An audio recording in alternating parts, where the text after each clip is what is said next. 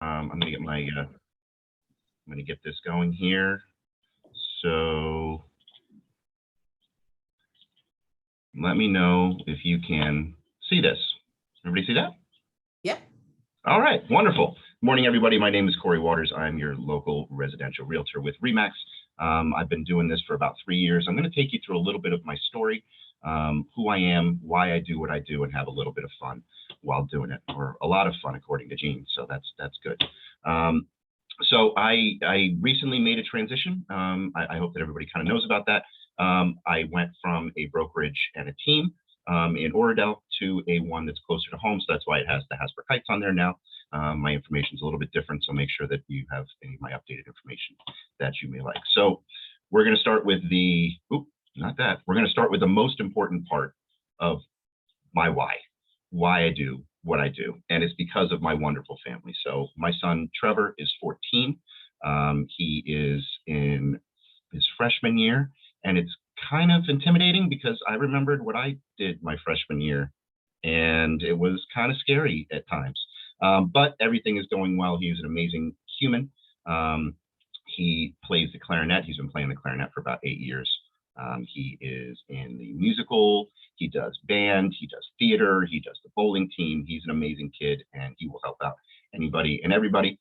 For anybody that haven't seen it or haven't seen me in person, I have his name tattooed on my arm because he wrote it out when he was 8 years old, and I decided to put it on my arm. So I am very dedicated to my family. The other one that you see over there, yeah, she's my wife. Don't worry about her. But I've been married to her for almost 6 years. Her name is Gabrielle. We live in Lodi. We bought our house about 6 years ago, and we enjoy things. You can see in the bottom right there, I am a good old boy at heart. I do have lots of camo and racing gear, and that's kind of who I am. But I enjoy what I do, and that is my why. So a little bit about where I started. I was born in Georgia. I grew up in Georgia. I say I grew up in Georgia. It depends on who I talk to and what the situation is, because between the time that I was born and 13 years old, we moved back and forth from Georgia to New Jersey 4 times. My father worked for AT&T, so we went from Basking Ridge, New Jersey to Atlanta and back and forth. So my father actually wanted to move us again when I was 13 years old, and my mother put her foot down and said, you can go, but we're not. So we ended up staying in New Jersey. So depending on the situation, sometimes I'm from Georgia, sometimes I'm from New Jersey based on what it is, because, my impressionable years were in New Jersey, but I love aspects of both of them. I love a lot of Southern things. I love the area that I'm in now. I love being out in the country. I love doing outdoorsy stuff, and I love country music.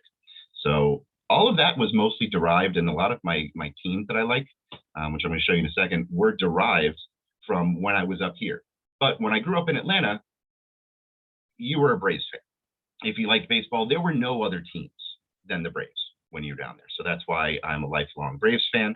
I am a Georgia Bulldogs fan, as anybody can see back here. I have a sticker that's on my wall that I love. We just won the championship. Excellent. I love the Rangers, who kept it alive last night. That was great. Giants, and I'm a huge racing fan. I love NASCAR. I love Formula One. I love racing and watching racing. I'm not a racer myself, but I do enjoy it because there's so many elements of it that people don't consider, and it's a lot of fun to watch.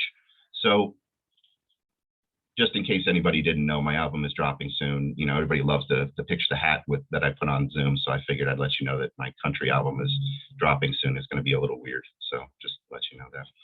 So a little bit about my journey. Once I graduated high school, I went to Rutgers. I wanted to be an engineer.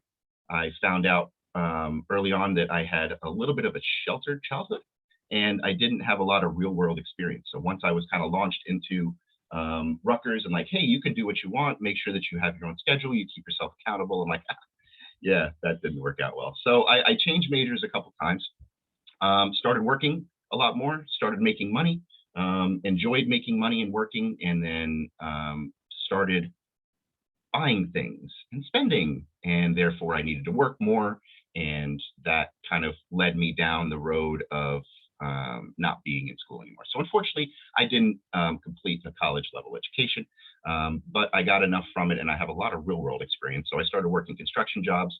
I worked basically every construction job you can think of at some point. So I have a very broad knowledge. I took that knowledge, I went to Home Depot, and then I transitioned to Lowe's, where I was there for 15 years, and all sorts of different management levels. So quickly about my real estate journey and how I got into that. In 2004, myself and my wife at the time, we bought a house. We were so happy. Those are not us, by the way. I didn't change my hair, and she's not blonde. But we bought a house, and we were so happy. We were elated that we bought this house. We had a realtor, we had, the mortgage agent, we had the inspector, we had the attorney. Everybody's like, okay, you do this, this, and this. This is how you buy a house. Make sure you have this in place, follow this method. Okay, great. We followed the method. We got a house. It was amazing.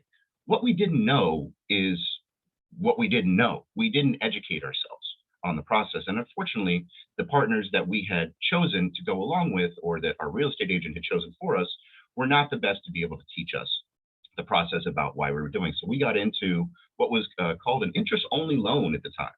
So I had a house. I'm like, this is awesome. I can afford this house. They're like, yeah, you can afford this house. And a couple of years later, they're like, no, okay, so this is your actual mortgage payment. You've only been paying interest for the past couple of years. I'm like, oh, really? Okay, well, that's not going to work out. So I went into foreclosure. I had a short sale on my house, and I had to declare bankruptcy. It was a very tough time. But part of that was, the educational process. I didn't do my diligence, and the people that I had to support me were not there to give me the education that I needed along with it. So that's where I derive my sense of education and support that goes into people making one of the biggest purchases or selling one of the biggest investments they've ever made in their life. So in 2019, I'm jumping around. Hey, I joined Remax. There you go. So let's talk a little bit about the market. That's a little bit about me. So interest rates, everybody's talking about interest rates. Interest rates are going up from the beginning of the year till now. They've gone up almost 2%. It is a dramatic change when you look at how much it is, but people get caught up in the number. And yes, the interest rate's going up. Maybe you can't reach as far as you did before, but base it on the payment. Look at what you feel is affordable and work with an agent that will help you to find homes in your area or surrounding areas that will work for you. Many homes are still in multiple offer situations. That's still the standard around new homes on the market. Now, this is mostly for Bergen County. So if anybody's from New York or other states, this doesn't apply. It's basically just for Bergen County and northern New Jersey. Homes on the market down 7%, average sale price up another 8%, over 16% last year. So that's 24% in 2 years. It's a big jump. Average days on the market is about 2 months. So are you looking to sell your home? Should you still sell your home? Yes. Should you still buy a home? Yes. Both of those are yes if the situation is correct. So a couple of key elements when you're looking to sell your home, because we do need just under 2 minutes. Great. The market overall needs more time, needs more inventory to be able to sell. There's still a pent-up buyer demand. So making sure you have the right agent, declutter your house, stage your house if necessary, make sure that your real estate agent does the marketing right, and make some minor improvements. We're going to go through a couple of things. I'm trying to try to fly as I've been talking. So staging, decluttering really makes a big difference before and after. Again, before and after, adding some basic elements, some muted tones, maybe a little bit of paint can really go a long way. Putting in, even if it's virtual, if you don't want to put an actual thing in there, make sure that they virtually stage it when you're selling your home. So also, you got to look at, do you have elements of your home that might be a turnoff to some people? I don't know, maybe some people's personality are enthralled with the fact that they have a leopard print house. Is that going to be the one that sells? You might want to think about toning that down. Or even better, what do you think? Hello Kitty? That's an awesome one too. So, these sort of things are a lot of people's personalities in there, but it's not going to be the best way to sell. You might want to talk to somebody about getting that done. Or if you have, these welcoming somebody into the house, little garden gnomes with assault rifles, probably not the best way to try to invite people into your house. Get rid of the 60s wallpaper. A little bit of sprucing up can give you a lot of extra value in the house. Or, declutter. Maybe this is, maybe this is your style. Maybe this is like 1 out of 100 people's style, but if you have to kind of appeal to the masses. So real quick, average cost of doing some minor improvements to your house. So the average cost to landscape the front of the house, make it a little bit better, have a nicer curb appeal, is about $3,500. The average, or about $4,900, $5,000. The average return for doing landscaping, 100% return on your investment. Entry door, the first thing that people see, they're walking through your house. It gives them a sense and feel of the house, and it makes them feel that homey feel to it. Average cost $1,400, average return about 90%. Basement remodel. If you have an unfinished basement, partially finished basement, that's kind of just for storage under there, average cost about $51,000, average return is 90%. Major bathroom remodel. Now, this is something that you should consider depending on how out of date or how dirty or disgusting, whatever it may be, it is. Average return is about 93% when you do a major bathroom remodel. When you do a minor bathroom remodel, just update some fixtures, put a new mirror in, maybe a new sink, toilet, vanity, but don't go crazy with it. About $10,000, average return over 100%. Minor kitchen remodel versus a major kitchen remodel. Both will give you, so a minor kitchen remodel costs you about $15,000, give you almost a 98% return.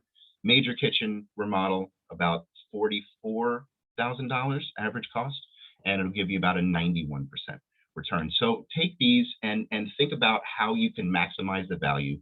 Talk with your real estate agent. Hey, that's me.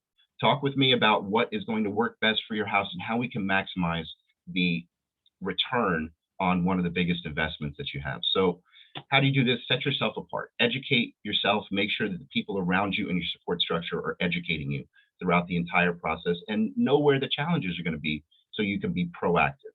Build a great relationship with your agent, maybe through master networks. Hey, that's good. Make sure your agent is proactive and you are reactive to what needs to happen and when, and make sure that you ask questions. So with that, this is all my contact information. I'm always here to help. I love relationships. I love talking to people. So please reach out if I can help you, a friend, family member. I'm here. Thank you. Thank you, Cory. That was awesome. I'm going to wait until we got the gallery view back, and then I'm going to see if anybody has a question for you.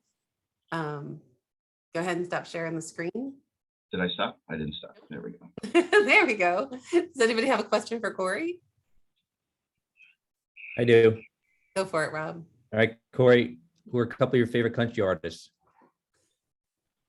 Okay, so Trace Adkins, Tracy Lawrence, George Strait, Florida Georgia Line.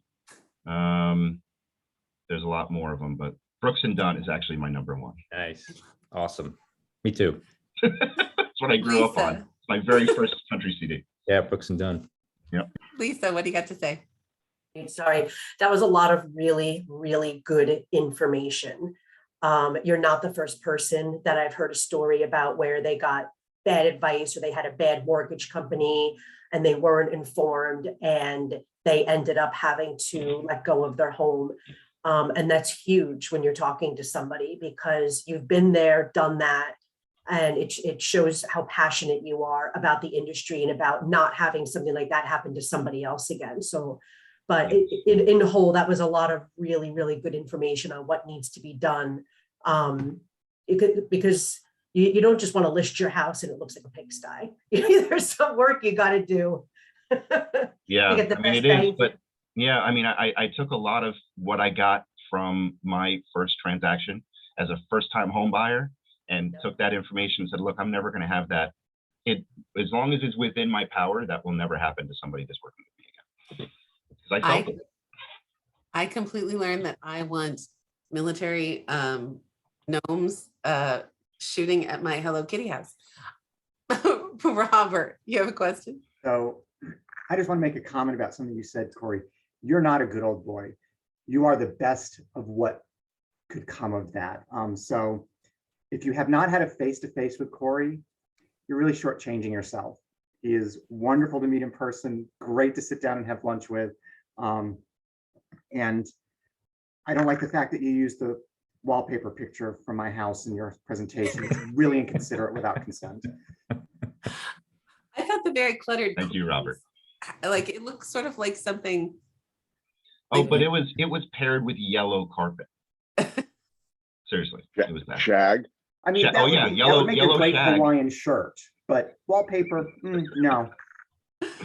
I really All right, want I am gonna the s- finished bathroom in that second picture of the bathroom. I was trying to screenshot that. So for when we do our bathrooms, that's what I want. I'm gonna stop the recording, everybody. Cory, that was amazing. Thank you, everybody.